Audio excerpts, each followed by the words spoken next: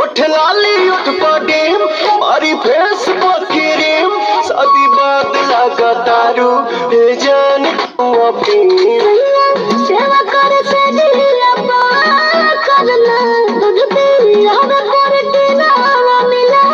करना तबे भइल बा कमरिया मोर चाह करना तबे भइल बा कमरिया मोर चाह करना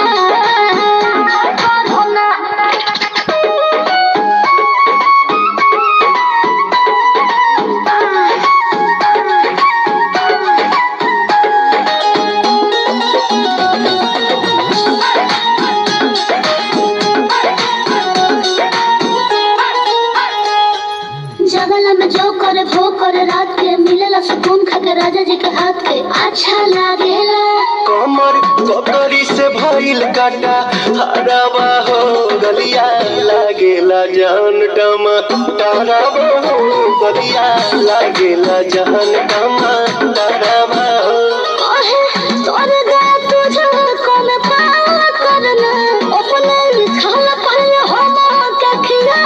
करना तबे भइल बा कमरिया मोर चाह करना तबे भइल बा कमरिया मोर चाह करना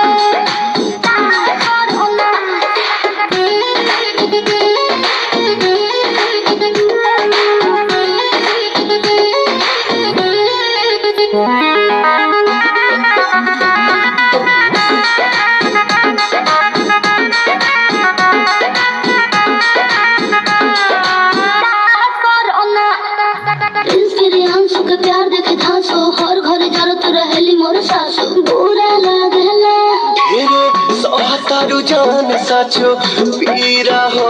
तबे भइल जवानी जला जीरा हो हार भइल जवानी